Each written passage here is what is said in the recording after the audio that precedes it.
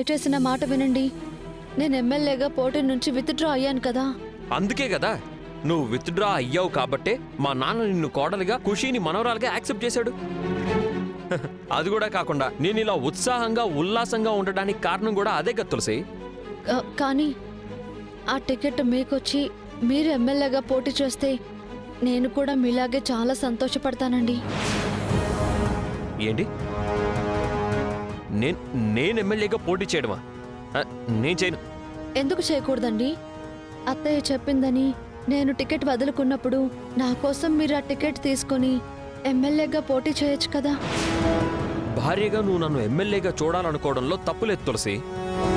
కానీ మా అమ్మ నిన్ను టికెట్ వదులుకోమన్నదే మా నాన్న కోసం. ఎమ్మెల్యే అయ్యి మంత్రి పదవి సాధించాలన్నది ఆయన ఎన్నో ఏళ్ల కల. దానికోసం ఆయన ఎంతో కష్టపడ్డాడు. కొడుగ్గా నేను నా తండ్రి గెలుపు చూడాలనుకుంటున్నాను తులసి. అది నీ వల్ల అవ్వడం నాకు ఇంకా హ్యాపీయే కదా. మీరు ఆయన గెలిపే చూస్తున్నారు, కానీ నేను రేపు ఆయన గెలిస్తే చేయబోయే దారుణాలు చూస్తున్నానండి. ఏంటి తులసి నువ్వు మాట్లాడేది? ఆయన ఎమ్మెల్యే అయిన మరుక్షణం ఖుషీని నా నుండి దూరం చేస్తారండి. నువ్వింకా మా నాన్న అనుమానిస్తున్నావా? అనుమానం కాదండి, నా కళ్ళతో నేను చూశాను. ఆయన సుపర్ణిక వాళ్లతో చేతులు కలిపారు. లేదు తులసి, నువ్వు పొరపాటు పడుతున్నావు. ఆయనకి పదవి కంటే ఏది ఎక్కువ కాదు.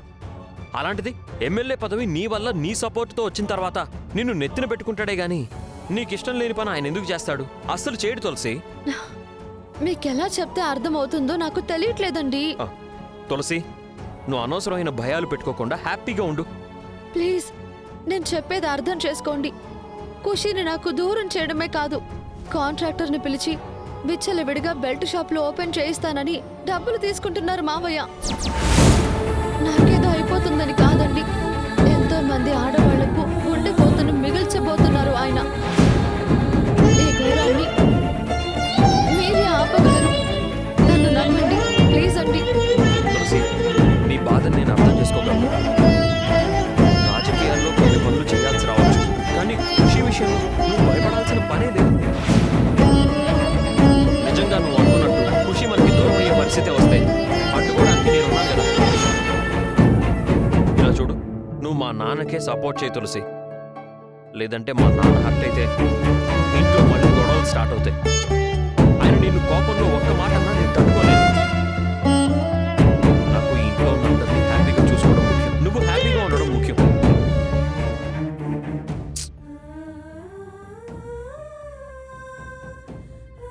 మావయ్య ఇవాళ నాతో బాగున్నది రేపు నన్ను బాధ పెట్టడానికనే విషయం మీకు చెప్పినా అర్థం కావట్లేదండి. నేను వద్దనుకున్న ఎమ్మెల్యే టికెట్ మీరు వద్దనుకున్నప్పుడు అది మావయ్య కూడా రాకూడదు. ఖుషీకి నేను దూరం కాకూడదు అంటే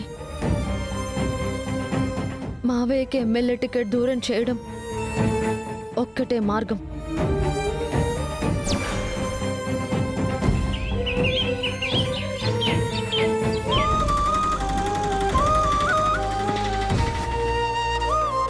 జాగ్రత్త. ఇదిగో బాబు.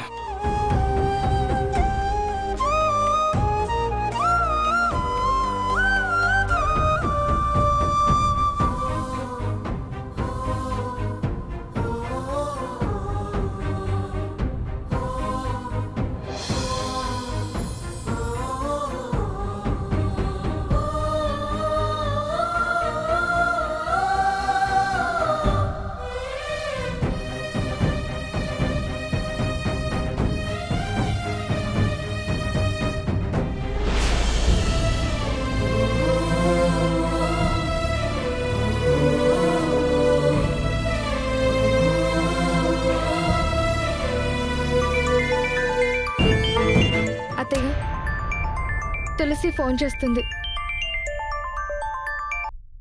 హలో తులసి. వదినా, అమ్మకెలా ఉంది? బానే ఉంది తులసి. ఇదిగో ఇప్పుడే ఇంటికి తీసుకొచ్చాం. ఒకసారి ఫోన్ ఇవ్వు, అమ్మతో మాట్లాడతాను. ఇస్తున్నాను తులసి. అత్తయ్య. అమ్మా తులసి, అమ్మా తులసి, జాను హాస్పిటల్కి వచ్చిందమ్మా. తెలిస్తే రాకుండా ఎలా ఉంటుందమ్మా, కానీ నేనే కలవలేకపోయాను. ఆ, అంటే అది లక్ష్మి ఇటీవు. అమ్మా తులసి, భయపడాల్సిన పనేం లేదమ్మా. మేము ఇప్పుడే ఇంటికి వచ్చాము. నేను తర్వాత ఫోన్ చేస్తానమ్మా. సరేనన్నా, అమ్మకి మెడిసిన్స్ టైంకి ఇవ్వడం మర్చిపోవద్దు. సరేనమ్మా, నేను చూసుకుంటానులే. సరేనన్నా, ఉంటాను. లక్ష్మి పద, గదిలో విశ్రాంతి తీసుకుందు.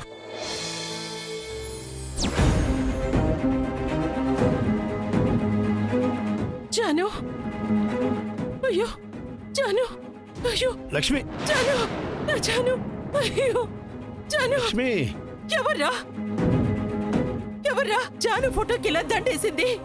నేనేనమ్మా. మనల్ని వదిలేసిపోయింది కదా అని. ఎవర్రా చెప్పింది? ఎవరు చెప్పింది?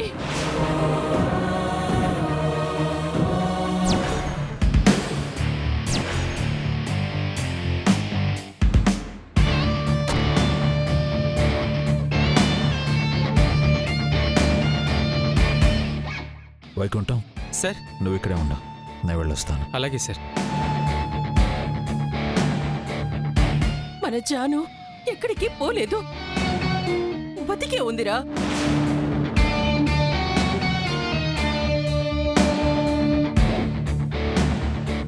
నేను చూశాను. అది నా కోసం హాస్పిటల్కి వచ్చిందిరా.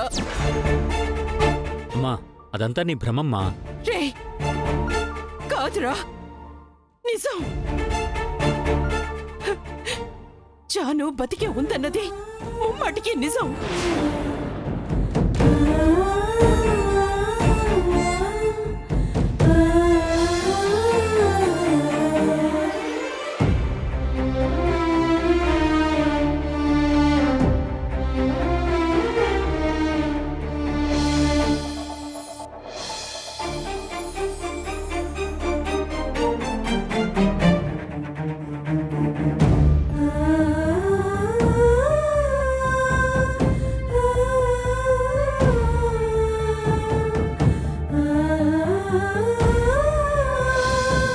చనిపోతున్న నన్ను బతికించిందిరా జాను.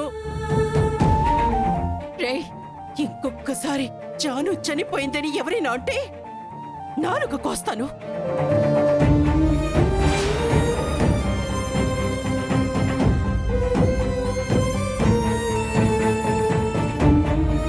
అది కాదమ్మా, నువ్వేదో. రే, రే, నువ్వు కాసేపు ఆగరా. లక్ష్మి, వాడేదో తెలియక తొందరపడి మాట్లాడుతున్నాడు. నువ్వు అవేవి పట్టించుకోకు. పద, నువ్వు గదిలో రెస్ట్ తీసుకుందు. ఇదిగమ్మా, పద.